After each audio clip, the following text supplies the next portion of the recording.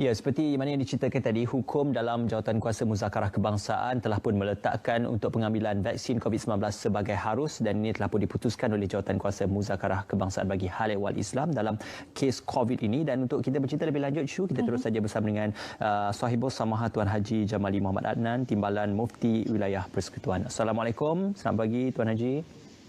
Waalaikumsalam warahmatullahi wabarakatuh. Selamat pagi Ismail dan Syuhada. Selamat pagi. Okey, Tuan Haji, kalau boleh perincikan, kita dah kongsikan sebenarnya bahawa pengambilan vaksin ini adalah harus, tapi bagaimana sebenarnya perkara-perkara yang selama ini diteliti untuk mengeluarkan fatwa ini dan mengatakan bahawa pengambilan vaksin COVID-19 untuk masyarakat Malaysia adalah harus? Baik, pertama sekali kalau kita lihat Muzakarah Kebangsaan Hal Ehwal Islam berkaitan COVID-19 ini telah pun membuat keputusan bahawa penggunaan vaksin adalah harus dan wajib kepada bagi mereka yang ditetapkan oleh pihak kerajaan. Misalnya disebutkan tadi di peringkat awal ini vaksin kepada golongan frontliners, kemudian kepada mereka yang mengidap penyakit-penyakit berjangkit yang risiko tinggi, diikuti dengan golongan dewasa dan seterusnya. Jadi ini juga selaras dengan keputusan fatwa kebangsaan ini, juga selaras dengan keputusan Jawatankuasa Perunding Hukum Syarak Wilayah Persekutuan. Kita di Pejabat Mufti Wilayah Persekutuan juga telah mengambil keputusan yang sama pada beberapa minggu yang lalu bahawa penggunaan vaksin adalah sebagai suatu usaha, suatu ikhtiar untuk mengelakkan daripada penularan penyakit berlaku, maka hukumnya adalah harus dan ia wajib kepada mereka yang telah pun ditetapkan. Jadi sebelum daripada kita membuat sesuatu fatwa, sudah pastilah kita mengadakan perbincangan, kita dibentangkan maklumat-maklumat semasa yang berkaitan perkara teknikal daripada pakar-pakar daripada di antaranya Kementerian Kesihatan. Mereka membentangkan kepada kita situasi semasa COVID-19, bagaimana jangkitan boleh berlaku, kemudian bagaimana statistik kematian, kes-kes baru dan seumpamanya, dan bagaimana cara-cara bagi mengelakkan daripada dia berjangkit dan seterusnya.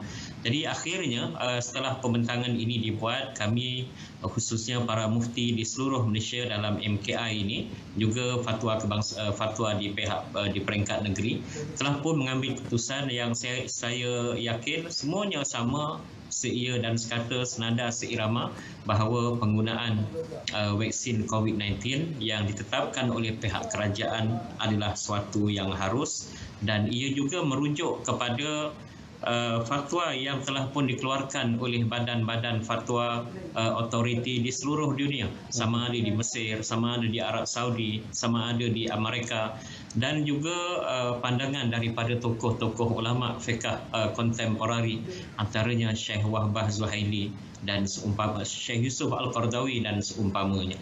Jadi kita sebagai rakyat Malaysia sepatutnya mempunyai suatu pengiktirafan kepada apa yang dilakukan oleh pihak yang disebut sebagai golongan pakar ini, sama ada pakar agama ataupun pakar kesihatan di dalam saat yang genting seumpama ini. Mereka inilah yang berusaha, berikhtiar untuk mengeluarkan sesuatu ketetapan hukum dan sebagainya.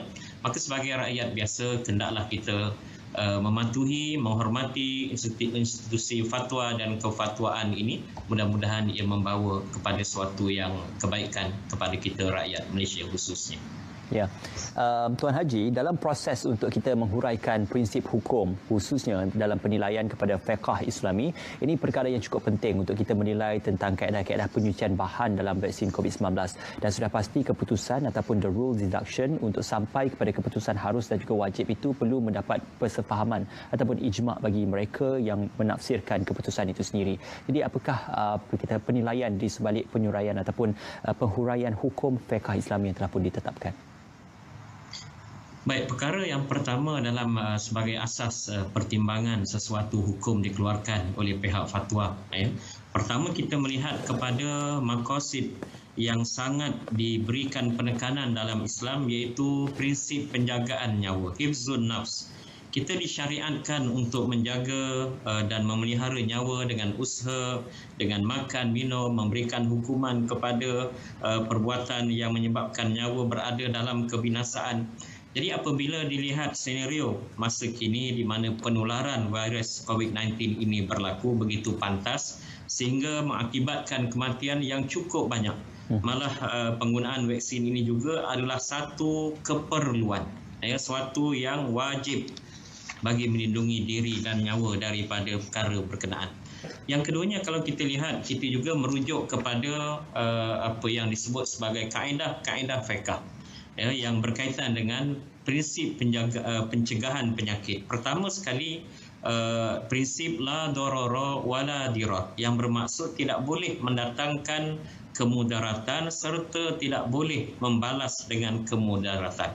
Jadi melalui kaedah ini dapat dipahami bahawa sekiranya meninggalkan suntikan vaksin ini akan mendatangkan mudarat kepada diri kita, maka perbuatan meninggalkan pengambilan vaksin ini dianggap suatu kesalahan yang dinafikan di sisi syarak, iaitu memberikan mudarat kepada keburukan ataupun kerosakan kepada seseorang manusia. Yang keduanya, prinsip yang disebut sebagai ad-darar yuzal. Kemudaratan hendaklah disingkirkan, hendaklah dibuang. Sesuatu kemudaratan itu dihilangkan ataupun disingkirkan melalui pelbagai cara, antaranya dengan mengambil langkah berjaga-jaga, precaution terhadap sesuatu bahaya yang bakal menimpa. Justru pengambilan vaksin ini turut termasuk dalam cara menyingkirkan kemudaratan kepada seseorang, maka vaksin ini turut bertepatan dengan kaedah fiqh di atas. Dan yang ketiganya, kalau kita lihat dari segi kaedah fiqh ini juga, satu kaedah yang menyebut bahawa apabila bertembung dua keburukan, dua kerosakan, maka kita lakukan ataupun kita terima mafsadah yang lebih ringan, kesannya. Sebab itu kalau kita lihat memang ada berlaku mungkin kesan sampingan dan sebagainya, tapi perkara itu mungkin ada dalam saiz yang kecil, maka dengan sebab itu pengambilannya lebih diutamakan.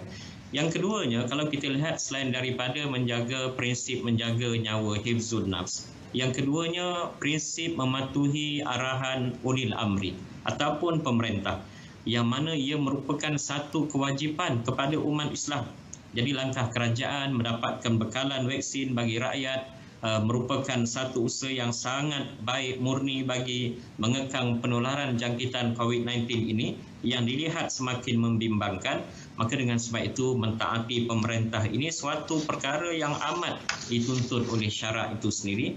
Malah kalau kita lihat berselaras dengan apa yang disebut dalam satu lagi kaedah fiqh yang lain, tasarruful imam ala ra'iyah manutum bil maslahah. Urus tadbir pemerintah ataupun kerajaan ke atas rakyatnya adalah bergantung terikat dengan sesuatu kebaikan, maslahah. Kita disampaikan kepada kita bahawa COVID ini akan berpanjangan, mungkin ambil masa yang panjang. Maka dengan pengambilan vaksin ini akan dapat meningkatkan daya tahan dalaman badan kita, sistem imunisasi dan sebagainya, yang akan dapat mengelakkan daripada penularan jangkitan COVID-19 ini berpanjangan. InsyaAllah. Kalau tuan boleh kongsikan bagaimana dalam konteks antarabangsa ketentuan penggunaan vaksin oleh negara-negara Islam dan juga bagaimana institusi fatwa dunia dalam hal ini? Baik, kalau kita lihat bahawa selain daripada keputusan kita di peringkat MKI dan juga di peringkat jawatankuasa fatwa negeri-negeri, ada orang mempertikaikan ini dia kata agenda Dajjal, ini teori konspirasi dan sebagainya. Tapi kalau kita lihat di seluruh dunia umat Islam, seluruh badan otoriti di negara berkenaan telah mengambil pandangan yang serupa. Misalnya di Universiti Al-Azhar Mesir, kalau kita lihat mereka memberikan pandangan Dr. Ahmad Thayyib yang selaku Syekhul Azhar, antaranya menyatakan bahawa pendapat dan fatwa oleh institusi fiqh moden telah mengemukakan pandangan berkenaan dengan keharusan memanfaatkan sebarang bentuk yang terkait dengan sel manusia jika sekiranya penggunaan vaksin ini boleh menghilangkan wabak corona COVID-19 ini, atau menjadi ubatan dengan apa yang telah dilakukan oleh pakar-pakar perubatan dalam kajian mereka, maka di sana hukumnya adalah suatu yang harus. Yang keduanya, kalau kita lihat Majlis Fatwa Kerajaan Emirat Arab Bersatu UAE, kami memberi fatwa kepada umat Islam akan keharusan penggunaan vaksin COVID-19 dan kami menyeru mereka bekerjasama dengan kerajaan dalam menjayakan pelaksanaan suntikan vaksin dan menghormati segala langkah memelihara dan menjaga khususnya berkaitan kesihatan berkenaan. Malah kalau kita lihat muzakarah fatwa Majma' Fuqaha Asy-Syariah di Amerika Syarikat juga menyebut suatu fakta yang amat menarik dengan menyatakan bahawa isu suntikan COVID-19 ini telah mendapat pandangan daripada doktor-doktor Muslim yang sikap yang terpilih bahawa suntikan tersebut telah melalui dan diterima oleh badan perubatan yang membuat uji kaji melebihi 40,000 nyawa, sedangkan tiada gejala dalam tempoh 2 bulan. Ini lebih daripada memadai bilangan untuk ujian berdasarkan kajian yang terdahulu. Justru pengambilan vaksin ini adalah suatu yang harus, manakala kepada mereka yang terlibat secara langsung, hukumnya adalah wajib berdasarkan prinsip pemeliharaan maslahat umum. Dan kalau kita lihat beberapa ulama terkenal, di antaranya apa yang disebutkan sebagai Syekh Muhammad Az-Zuhaili daripada Majma' Fuqaha Asy-Syariah di Amerika Syarikat, mengulas isu ini, menyebutkan bahawa dakwaan terdapatnya sel babi dalam vaksin dan juga dakwaan vaksin mengandungi sel janin yang gugur. Beliau berkata vaksin Pfizer dan Moderna yang mana keduanya ini terdapat di pasaran dalam masa terdekat ini sama sekali tidak menggunakan unsur-unsur ini dan tidak terdapat pada keduanya sesuatu yang mendatangkan syak akan kehalalan keduanya daripada sudut ini. Jadi sebab itu fatwa kebangsaan dan negeri-negeri juga sebelum daripada mengeluarkan hukum harus dan wajib tersebut, mereka melihat dari segi kandungan sesuatu vaksin berkenaan dan kita dah pastikan berdasarkan maklumat daripada Kementerian Sains dan Kementerian Sains Musti dan juga KKM bahawa kandungannya bebas daripada sumber haiwan. Jadi umat Islam tidak ada masalah untuk mereka mengambil vaksin berkenaan. Ya, Tuan Haji, ada juga beberapa golongan yang berbeza pandangan tentang isu pemberian vaksin ini. Malah yang ada tidak bersetuju dengan pemberian vaksin ini menggunakan rasional bahawa saja keadaan yang kita alami sekarang ini bukanlah darurat kesihatan, maka tiada keperluan untuk memberikan vaksin. Maka dalam kita memperbetulkan dan juga memperjelaskan tentang suatu corak pemikiran seperti ini, apakah antara hujah-hujah yang boleh digambarkan atau hujah-hujah yang boleh ditegakkan supaya kita memberikan gambaran menyeluruh tentang keperluan buat ketika ini, Tuan Haji? Baik, pertama sekali kalau kita lihat di dalam Al-Quran, Allah Ta'ala memberikan suatu guideline, garis panduan yang amat menarik, iaitu apabila kita inginkan sesuatu kepastian, keyakinan dalam apa sahaja isu yang berkaitan, pertama sekali tanyalah, rujuk, refer kepada mereka yang ahli ataupun pakar dalam sesuatu bidang berkenaan. Allah Ta'ala sebut di dalam Al-Quran, fas'alu ahla zikri in kuntum la ta'lamun. Tanyalah kamu kepada golongan yang ahli dalam sesuatu bidang sekiranya kamu tidak mengetahui. So dalam keadaan COVID-19 yang berlaku pada hari ini, bidangnya, pakarnya, khabirnya ialah mereka yang terdiri daripada pakar kesihatan, pakar vaksin, Kementerian Kesihatan, dan dari segi agama pula daripada kalangan para mufti yang telah pun memerah seluruh pemikiran mereka untuk mengeluarkan sesuatu hukum.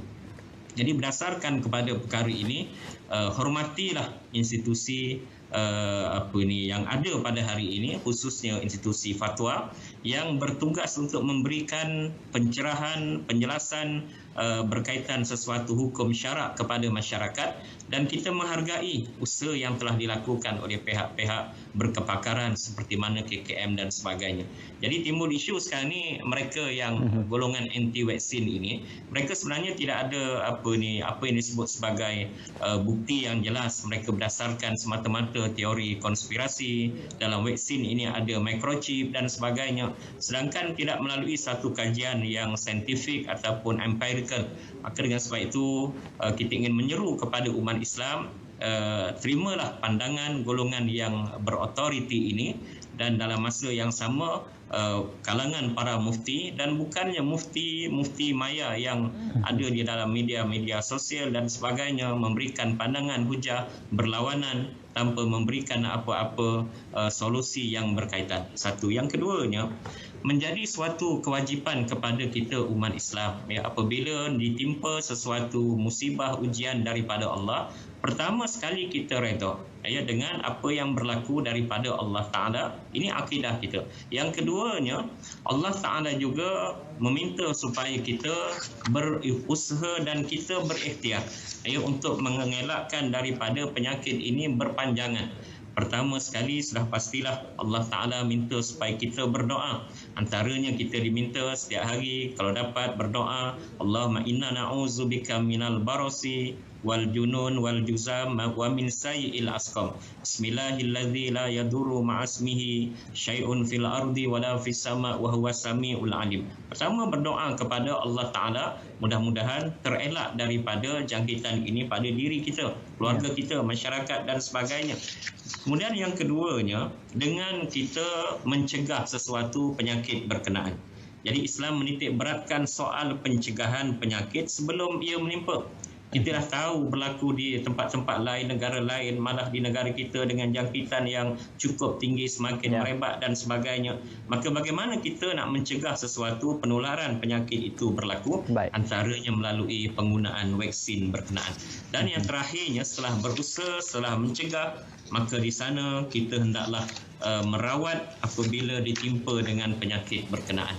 Maka COVID-19 ini dan kemudiannya ada vaksin, ini sebahagian daripada rawatan kepada golongan yang berisiko ataupun kita untuk mengelakkan daripada jangkitan ini berlaku.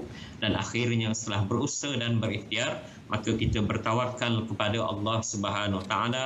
Fa iza azamta fatawakkal 'ala Allah. Innallaha yuhibbul mutawakkilin. Apabila kemudian kamu telah membulatkan tekad, maka hendaklah kamu bertawakal kepada Allah Ta'ala. Sesungguhnya Allah Ta'ala itu amat mengasihi orang-orang yang bertawakal kepada Allah Subhanahu Wa Ta'ala. InsyaAllah.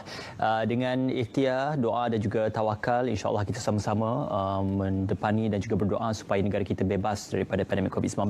Terima kasih sekali lagi kepada Sahibul Samahah Tuan Haji Jamali Muhammad Adnan, Timbalan Mufti Wilayah Persekutuan, kerana bersama dengan kami pada pagi ini. Okey.